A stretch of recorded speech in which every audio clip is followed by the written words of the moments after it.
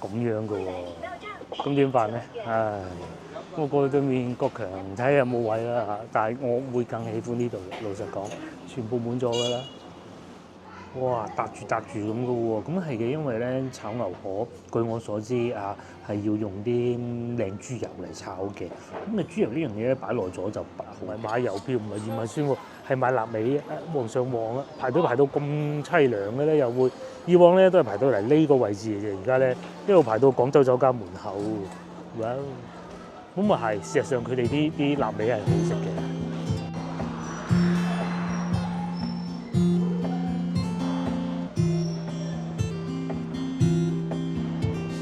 Hello，各位觀眾早晨啊！而家係朝頭早8點半啦嚇，冇錯。咁咧我而家所在位置就係寶華路，啱啱出嚟嘅係長壽路地鐵站啊。咁咧今日超級之凍啊，凍咗好多好多，跌到10攝氏度以下啦已經。咁啊，廢話少講啦，講下今日我哋過嚟呢邊做咩先。咁咧今日係應幾位觀眾嘅要求過嚟呢邊拍攝佢哋曾經住過嘅地方嘅。因為之前咧一路都冇乜觀眾提出呢個要求，都唔知點解嘅。咁啊，突然間上星期嘅影片播出咗之後咧，有好多觀眾對呢個題材好感興趣喎，咁啊發出咗要求。咁咧我就今日滿足晒呢3位觀眾，係啊，足足有3位觀眾。同以往一樣啦，我都仲未食早餐嘅，咁同以往都一樣啦。我而家先去食個早餐先，咁啊然之後對面呢度整到好靚喎，呢度以前就係大笪地嘅所在地啦。咁應該係地鐵嘅物業嚟嘅，整到咁靚，究竟佢係諗住好似陳家祠地鐵站咁樣整一啲文化街區，還是係點咧？食街所在地咧，唔知嚇。如果係就最好啦。相比起陳家祠嗰邊咧，呢邊啊更有西關風情㗎啦。同埋而家咧開始落起毛毛細雨，就更有廣州的感覺。落起毛毛細雨之後咧，廣州嘅冬天應該就係咁啦。我而家企緊嘅地方就係寶源路，我會一直往前行去食早餐嘅，去一個咧又係天氣好凍嘅時候，就最好食嘅早餐檔就係日月蓮啦嚇，坐喺路邊食嗰種嘅。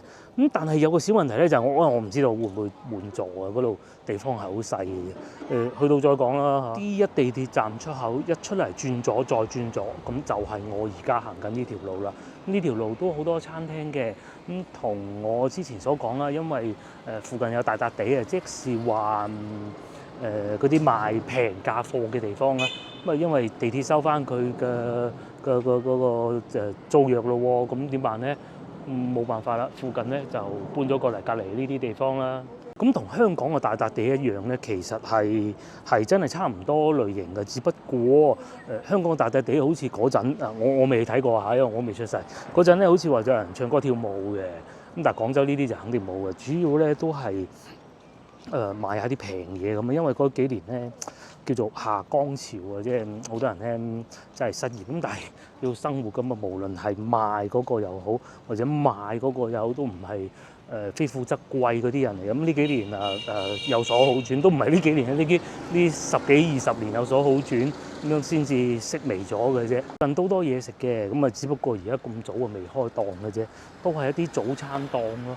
譬如好似對面呢個唔係早餐檔啊，越南菜館啦，一直都上市，即係一直往前行就係我哋要去食早餐嘅地方啦。唔知有冇位？咁如果冇位咧，可能過去國強食炒牛河咯，食粥咯。呢啲天氣食一定唔會食到成身汗㗎啦嘛。之後我先至去揾觀眾曾經住過嘅地方。咁應該第一站食完早餐之後，第一站應該係去逢源路嗰邊嘅。3年食街嗰邊嘅，去到再講。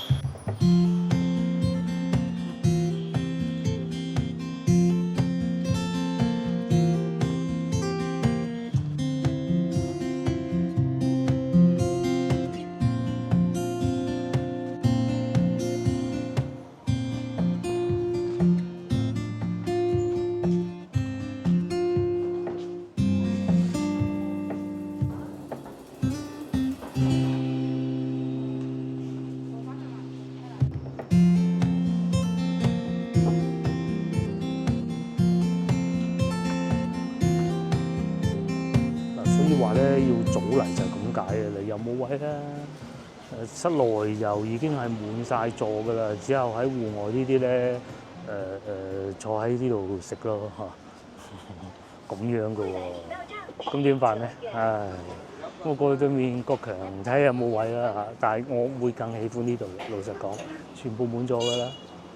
對面國強咧就好明顯有好多位啦，咁啊過去對面食啦，嗰度係食炒牛河同埋粥嘅，咁啊油炸鬼我就唔要啦，因為咧即係近期咧同老婆出得去多啊，食得好嘢多啊，再加埋咧，其實我好幾次早餐都食得太豐盛咧，搞到成日都唔需要食嘢嘅。呢度炒牛河嗱，靚女咧就喺現場咁樣嚟炒嘅噃，夠晒鑊氣嘅，就係呢度啦。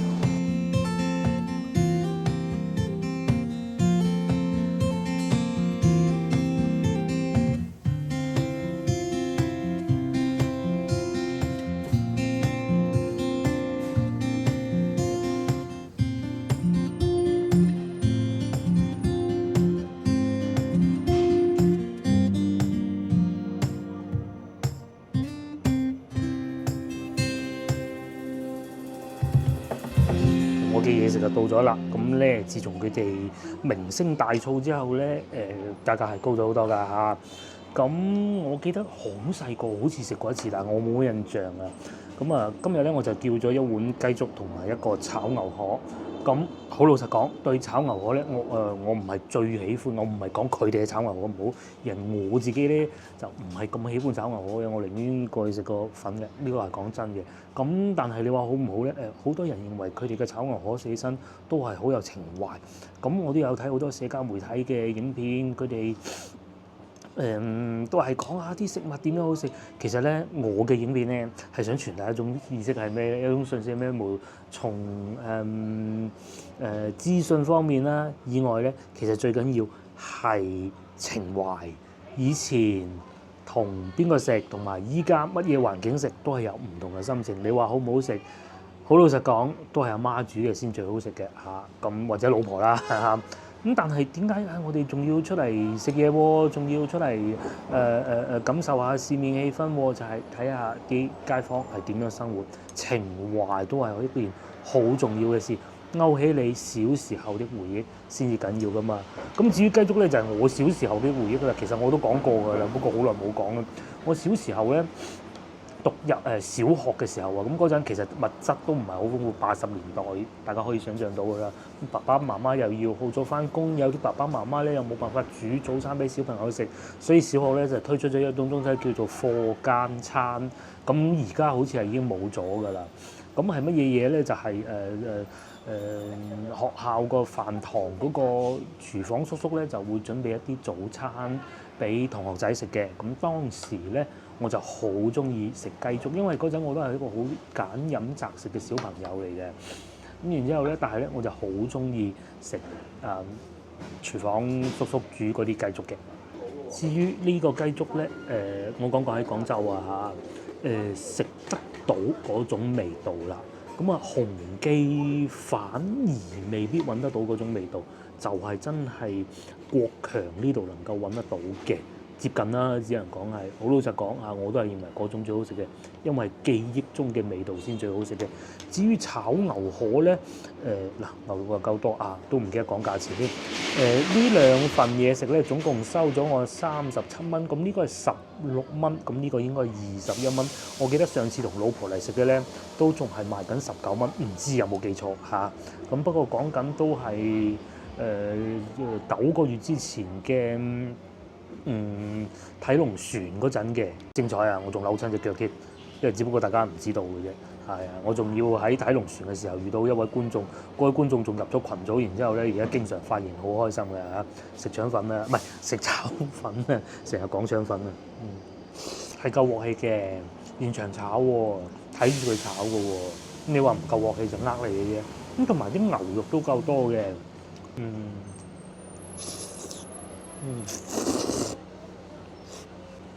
都係食得到咧後段嗰一種焦香嘅味道嘅。咁牛肉係好嫩嘅，最後唔係我好唔中意嗰種咧，好大件牛肉片切開咗之後醃到或者揦到好犀利嗰種嘅，就唔係嘅。咁啊呢啲咧都我都係好中意啊，就係咁樣樣啦，幾好喎嚇！哇，搭住咁嘅喎，咁係嘅，因為咧炒牛河，據我所知啊，係要用啲靚豬油嚟炒嘅。咁啊，豬油呢樣嘢咧擺耐咗就不好的。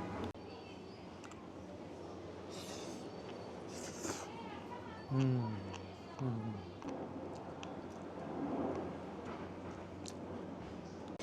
講起炒牛河咧，又有段故。我記得以前我讀華僑中學嘅時候，我初中喺華僑中學讀書嘅。咁咧嗰陣咧就已經冇話好似小學咁有課間餐嘅，好似初三已經冇嘅，初一、初二有嘅。當時我仲要幫手去拎課間餐添。咁事情係咁嘅。咁啊到初三嘅時候冇課間餐點辦咧？咁學校嘅食堂咧就會有早餐賣嘅。咁啊〜然之後咧，我哋肚餓啊，就會去買早餐食嘅。咁咧，當時咧，我最中意嘅咧就炒牛河啦。咁佢係攞個膠紙袋裝住，好細袋嘅。咁有時咧懶到係點咧，筷子都唔用嘅，攞個袋夾住咁樣揼落個口嘅啫。係食到後段咧，咬下吞落口嘅時候咧，係一種回甘味嘅。不過始終真係今日天氣太凍嘅。再唔食咧，就會停住一嚿嘅。嗱，我咧就廢話少講啦，我先食埋先。所以食完個炒牛河先食粥係有道理嘅。等等，好，接落嚟咧就到我心心念念嘅雞粥啦。咁啊，再睇清楚咧，佢係有薑絲嘅，同埋咧細個阿媽教話食粥咧，你唔好攪嚟攪去，如果唔係咧就會出水嘅。其實到依家咧我都唔係好明白意思。佢大概意思出水可能會係水同埋粥分離開吧。細個食粥啊怕熱啊，咁啊所以咧係會搞好耐嘅嚇。咁啊阿媽又心急，想叫我快食喎，咁啊又會係幫我搞嘅。雞肉好鮮，咁啊有少量嘅葱，啲粥咧又係夠結嘅。凍冰冰食碗雞粥係幾好。咁佢係呢種咧有皮嘅雞嚟嘅，帶皮嘅。咁然之後咧，有部分咧係有骨嘅，有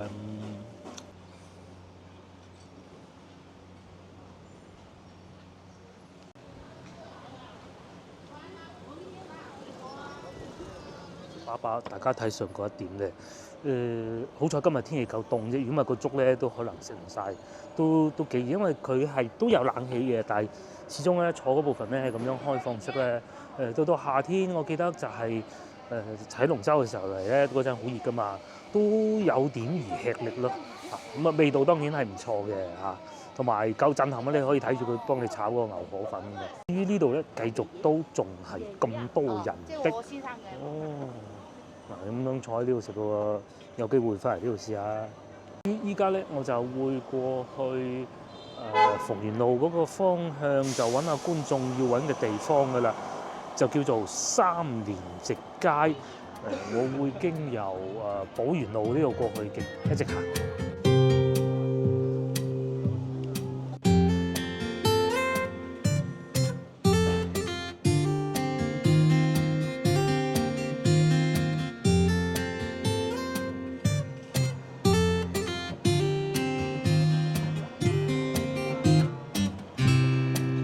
如果今日咧唔係我自己一個人嚟拍攝嘅咧，我諗我會嚟呢度飲茶，呢度寶源1號。不過今日天氣咧，實在真係唔係太好啊，連太陽都冇，大家可以睇見個畫面咧好陰沉啊。所以喺路上啊，我見到好多長者啊都不多咯，嗬。餐廳裏邊其實都唔算多噶啦，因為呢個寶源1號咧係新開嘅。通常新開嗰啲茶樓咧都係會幾火爆㗎，咁啊仲有7.8折貼。但係咧因為天氣太凍咧，好多長者唔敢出門口嘅。據說今日仲會落雨添，一年之中咧最凍咧就係咁樣樣㗎啦。廣州嘅天氣冇熱頭啦，又落少少雨，毛細雨嗰種咧特別凍嘅。咁啊但係就而家都仲未落咯，據說過幾日會落嘅。據說去到從化嗰啲地方咧，仲會結冰添。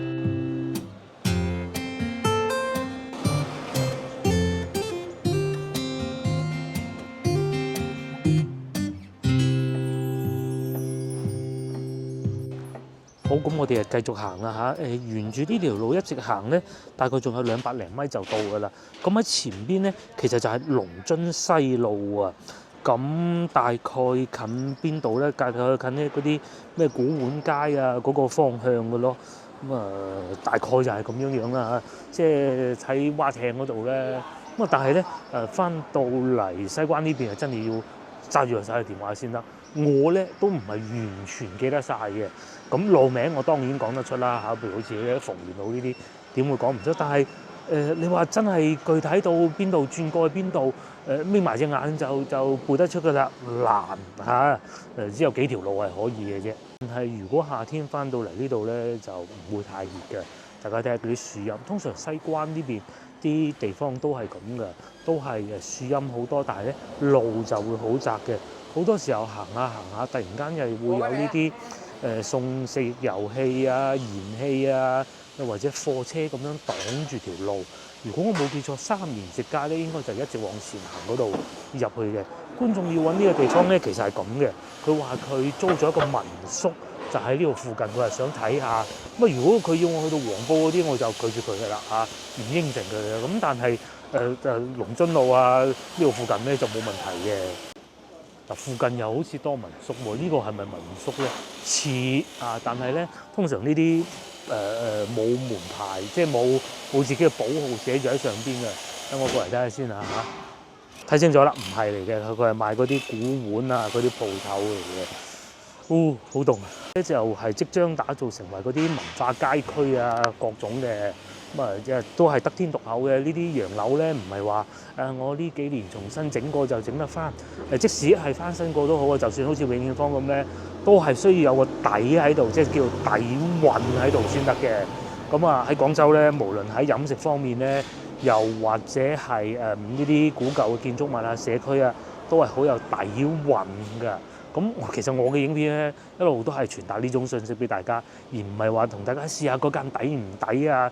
抵唔抵固之然係重要，但係底蘊都好重要嘅。譬如好似呢啲咁啊，趟木籠屋唔係咁容易揾得到嘅，呢啲咪就係底蘊咯。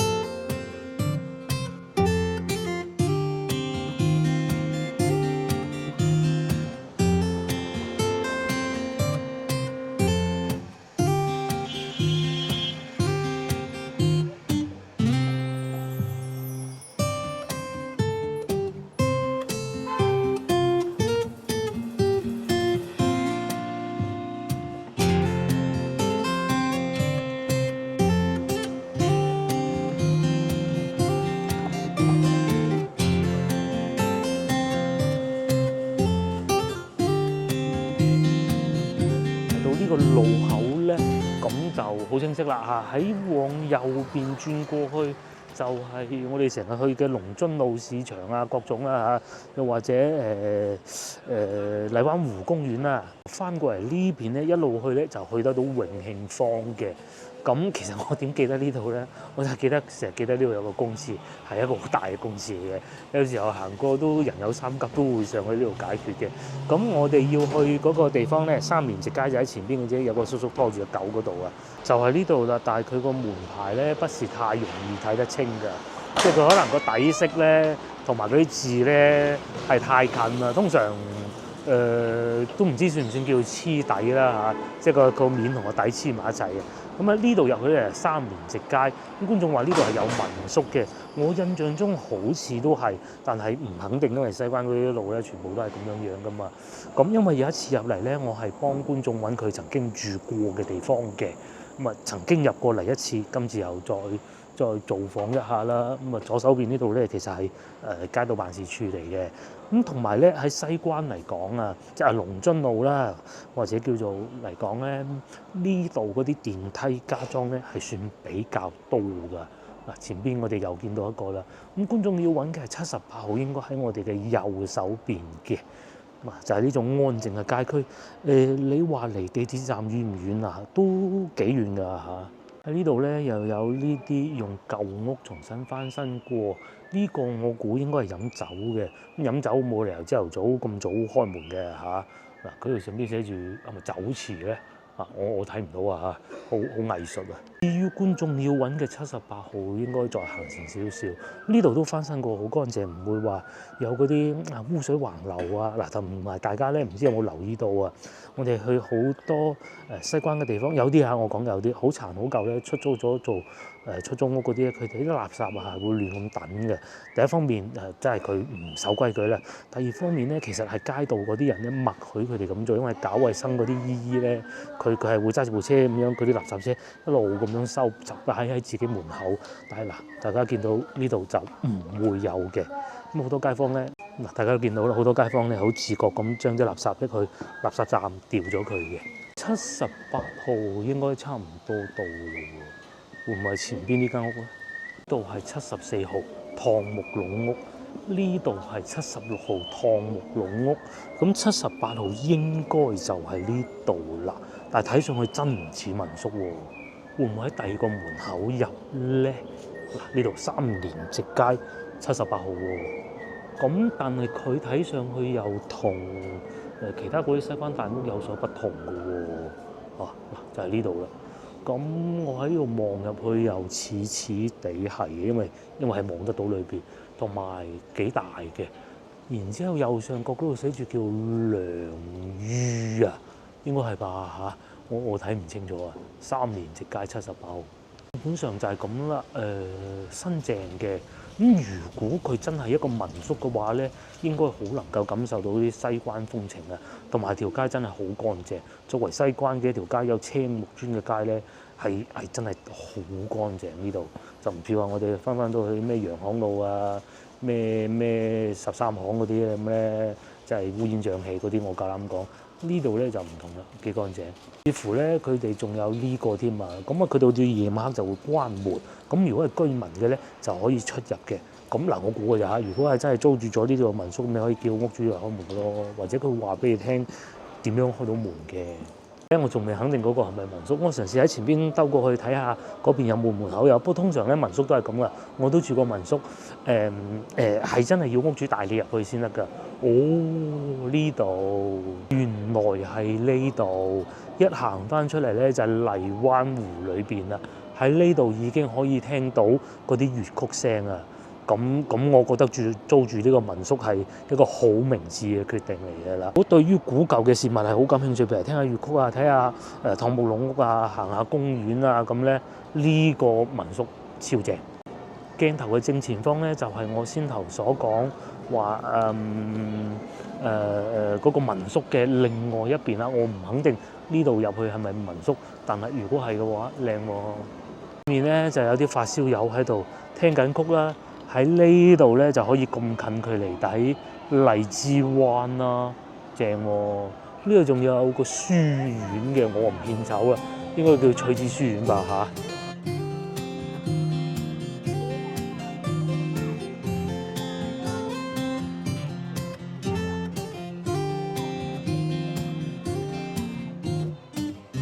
嚟到呢度，我搞清楚大概個方位啦。咁咧，先頭我哋講嗰個民宿咧，其實就喺呢棟建築物嘅後邊，大概方位啊嚇。咁應該係行得到過去嘅，只不過我唔識。咁喺正前方咧，之前同老婆嚟過一次㗎啦。呢度有間西餐廳，好好嘅。咁喺嗰度往左轉，仲有一個民宿嘅。咁我認為嗰個會更好嘅。咁但係真係當然係唔講價錢嘅前提之下嚇。再嚟咧，呢度又有荔灣博物館喺呢度行過去，唔使錢嗰種。不過星期一休館，我曾經去過啦，值得一睇。我仲有呢度有個四面佛像添，同埋好多呢啲社區同埋古舊建築融合埋嘅一齊嘅東西啦嚇，連洗手間都特別多，特別乾淨嘅，冇錯，好乾淨嘅呢個洗手間。就係呢道門啦，我啱先所講話應該穿得翻過去嗰度啊，應該就係呢道門啦。咁我唔過去啦嚇。仲有呢個非遺傳承文化中心，又或者先頭我提及過嘅話有個民宿，好似睇上去，我講睇上去啊，好似仲幾靚嘅喎，應該就係呢一度啦。咁佢只要拉開個窗簾咧，就可以直接睇到嗰個房間嘅。咁而家拉埋窗簾，我估應該有人住吧嚇，因為冇人住，佢會拉開窗簾噶嘛，係咪？咁私隱性都幾好嘅。呢度又有咖啡店啦、西餐店啦。咁喺呢度咧，一路行翻出去咧，又係呢啲古舊嘅街區，但係又唔好似迷宮咁行翻出去仲有啲貓咪喺度添，有隻貓咪。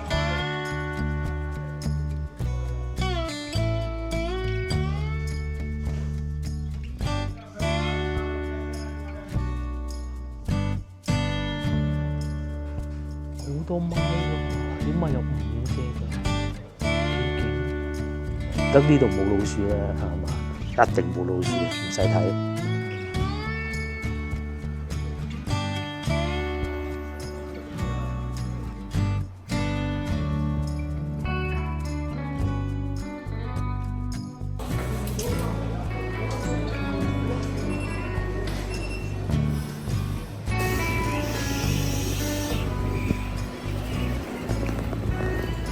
咁相信觀眾應該滿足得到我呢個答案啦。咁如果各位觀眾咧以後翻到嚟西關呢度有咩民宿你想選擇嘅喎，咁你可以問我，我幫你睇下，又或者唔睇我都話俾你聽，究竟係點樣樣啦，係咪？咁接落嚟咧仲有2個環節去嘅，咁其實都係一樣係幫觀眾揾佢哋曾經住過地方嘅啫。接落嚟一個環節去文昌南路，我就決定步行過去啦，我當減下肥啦。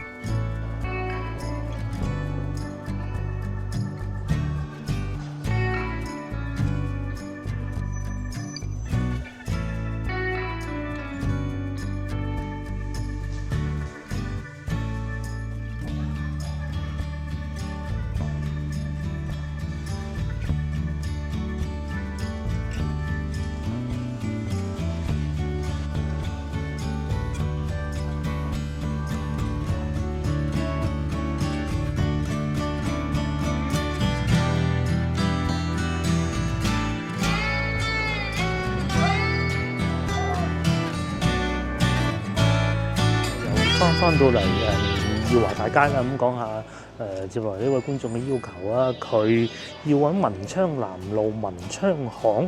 咁喺我平時慣用嘅地圖軟件裏邊咧，我係揾唔到呢個地方，但係其實喺我記憶中裏邊都已經有呢條巷㗎啦嘛，咁問題唔大嘅。及後我再喺其他地圖軟件度搜尋過啦，其實好簡單啫，就喺平安大戲院後邊嗰度嘅。會繼續沿住耀華大街一直往前行，咁然之後咧就喺前邊轉右，咁就可以一路過翻到去十普路上下九嗰邊嘅。咁喺上下九附近咧，除咗我哋成日去上下九步行街以外咧，其實仲有好多好有意思嘅建築物嘅，譬如好似呢啲街區咁樣樣啦，同埋咧。喺當時有好多粵劇名伶咧，佢哋祖居都係喺呢度嘅。咁有啲旅遊嘅推薦線路咧，都可以揾得到邊啲名伶以前曾經喺邊度住過。我憑記憶就呢度咧又係其中一間嚟嘅，但係就係憑記憶嘅啫。還是係呢間咧，我唔記得咗啦。不過咧睇上去都係一啲好有歷史嘅建築物嚟嘅，咁有翻新過嘅，好似呢條街區咁啊，佢掛晒燈籠嘅咯喎，咁有啲仲翻新中，咁當然啦，大多數咧都係啲居民喺度住，咁所以咧係好有生活氣息嘅，就唔會話齊齊整整整到好似好商業化咁嘅，係沒有嘅。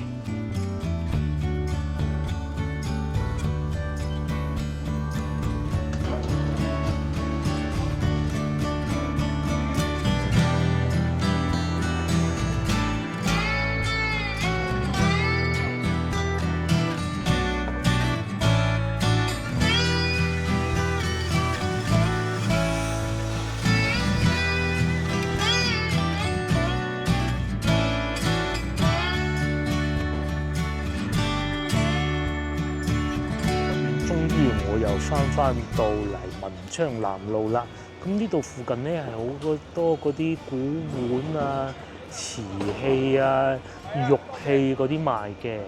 咁咧我記憶中文昌巷咧就喺呢度入去嘅。因為我記得前邊仲有個幼兒園㗎，但係而家就變咗學校啊。因為已經記錯，我都唔係好記得啦嚇。呢度就叫文昌橫。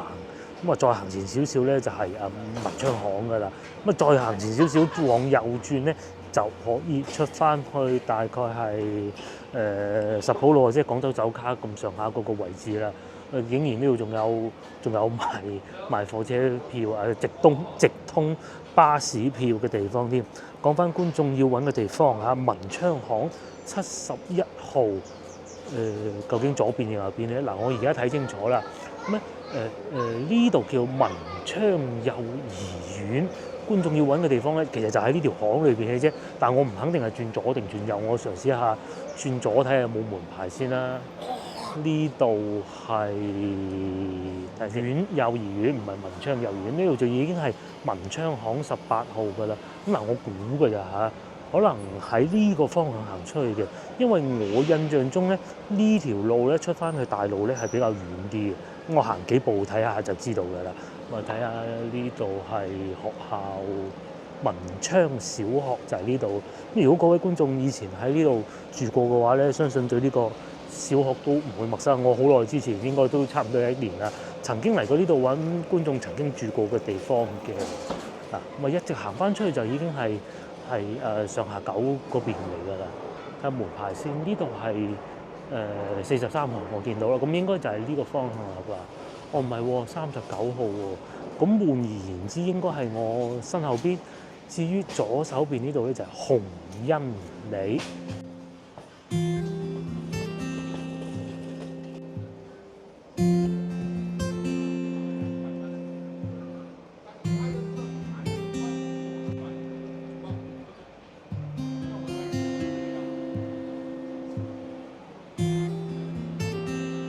號碼咧都比較大啊，我都有點而擔心，唔知揾唔揾到。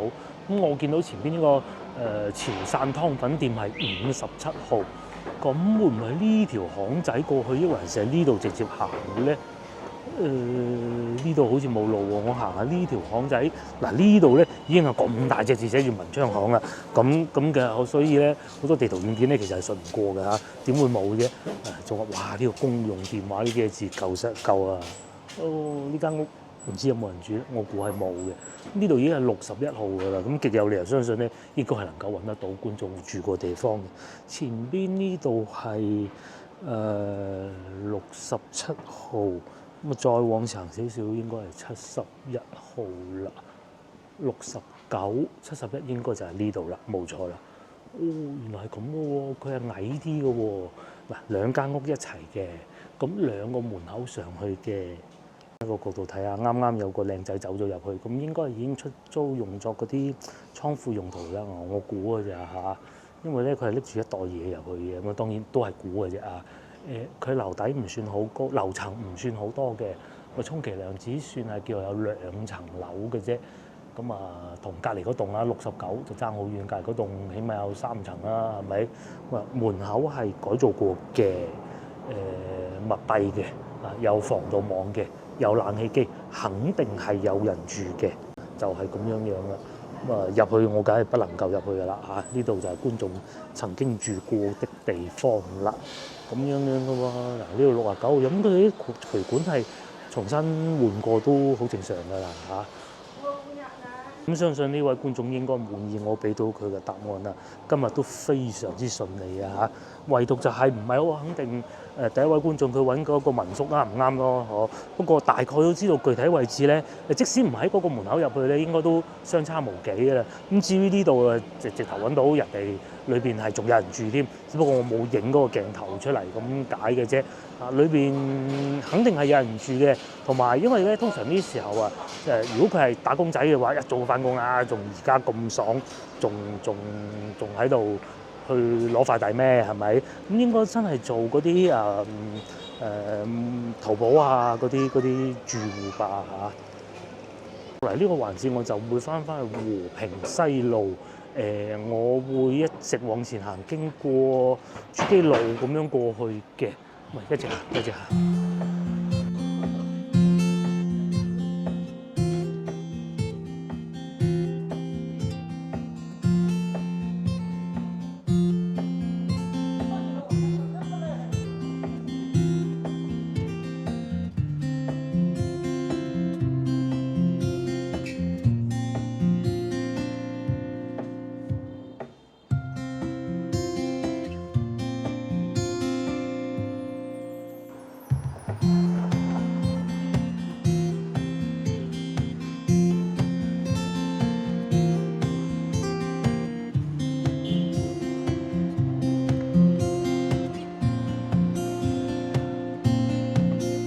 翻到嚟下九路呢度啦，同埋文昌南交界處。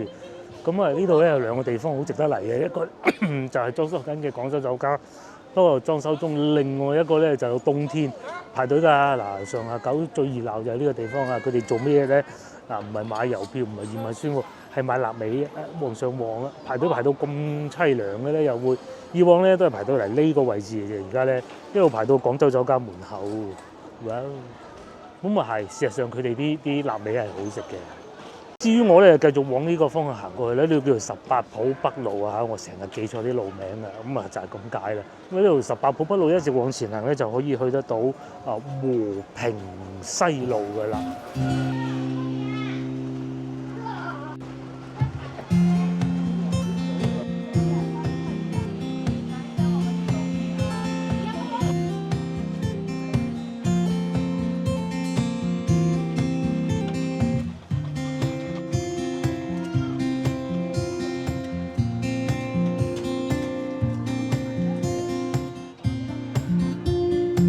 過不遠，我哋又翻到和平中路。咁和平西路好簡單嘅嘢，因為分東西走向咁嘅，東喺呢邊啦，係咪？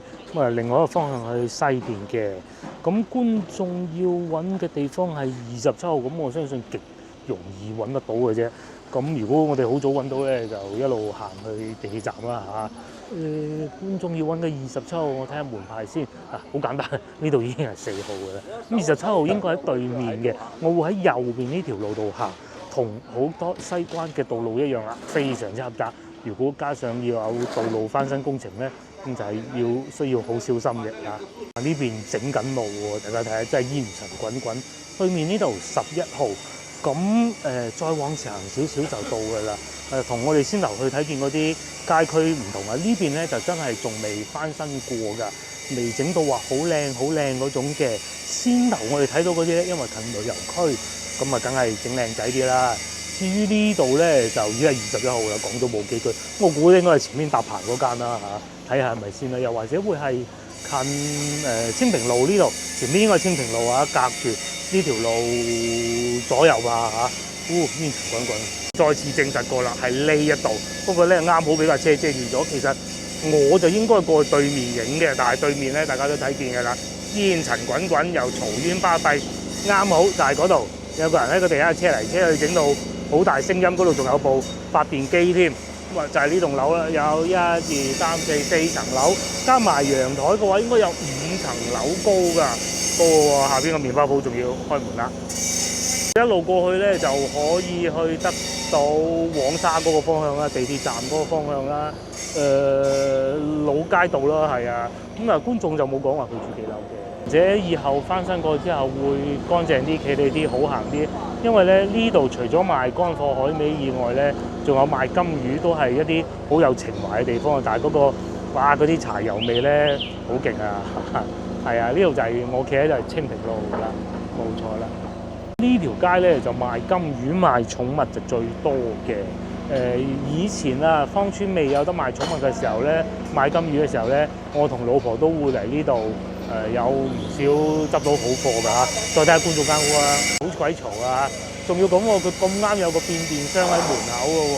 咁睇嚟當時住嘅時候咧，居住環境都不是太好啊。有呢啲咧，就算你話冇輻射，你話冇啊嚇，嗰啲電流聲係會好嘈㗎，又臨街喎。哇！我諗呢位觀眾搬走都係一個好明智嘅選擇啊！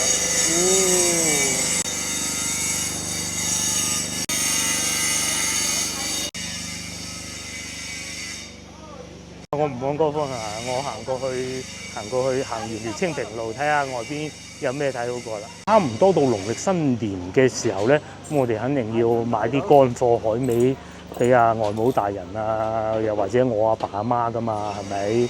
咁通常我阿爸阿媽咧就唔需要買呢啲嘅，因為咧佢哋有佢哋買嘅方式，咁通常都係俾錢嘅。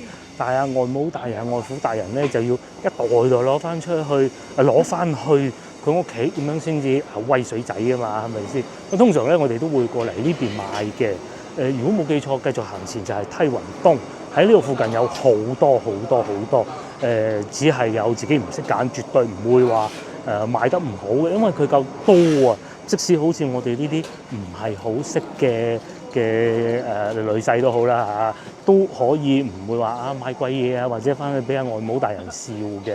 咁最緊要咧買到啲翻去係佢啱用就得。通常會買啲菇啊，又或者係一啲雞髀菇，唔係叫雞髀菇，應該叫做鹿茸菇嗰啲嘅。啲同時咧仲有好多淮山杞子啊、魚肚啊呢啲咁樣啦，田七啊、石盒啊、紅棗啊，一應俱全嘅，多到咧好多我都講唔出嘅嚇，唔好問啊。咁我前邊咧就係梯雲東路啦。嚟到呢度買乾貨海味，絕對唔會失望，好多。咁我都有一間相熟嘅，不過我都唔記得咗喺邊度，應該就係嗰間嚇，嗰間老細姓陳嘅，我開埋全名都唔怕啦。佢微信上邊咧有佢全名陳以之啊，好開心嘅一個叔叔嚟嘅。佢又主力係賣冬菇嘅，就係呢一檔。咁而家賣咩我唔知啊嚇，就係呢一檔啦。咁啊，我哋之前都嚟過呢度買嘅。當時有觀眾話可唔可以發去外邊啊？咁有部分得啦嚇，應該而家香港都可以吧嚇，就係呢度菜欄橫街啊，就係呢度。阿老細唔知係咪喺裏邊咧？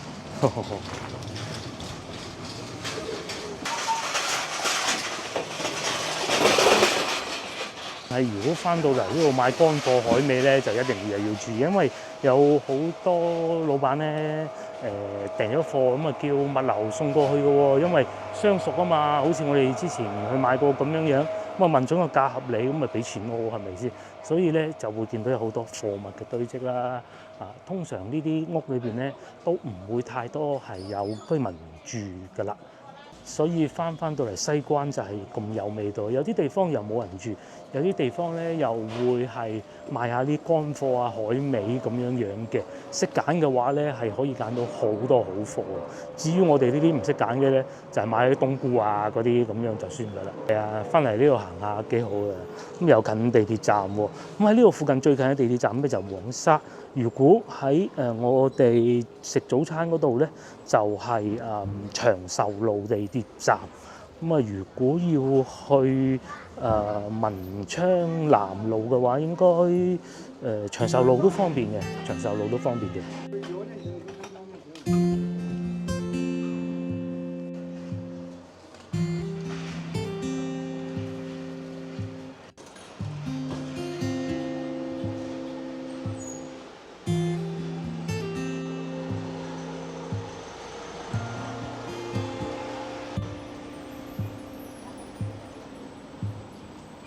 好啦，今集影片亦都到呢度為止啦。各位觀眾，如果有你想我幫你拍攝嘅地方嘅話咧，喺我任何一條影片留言。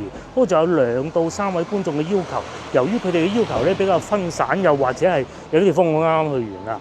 有一位觀眾譬如話佢想睇溫良里，我啱先去完遲少少先，冇問題。咁啊接落嚟就會盡量喺農曆新年之前完成咗佢。咁可能因為農曆新年嘅時候咧，我哋外遊啊各種，因為總唔能夠我年30晚拍嘅片，我大年初7先播噶嘛，咁可能會押後啲先拍咗先。咁基本上就係咁啦嚇，影片都係咁，因為我要為咗每天都有影片出嘅話咧，可能有部分唔係咁及時、咁實時講到節假日嘅影片咧，可能會押後嘅。不過呢集唔算啦嚇。咁好啦 ，share 呢個影片俾你嘅朋友，又或者幫我點個 like 啦。下集見啦，拜拜！我要坐地鐵走人啦，拜拜。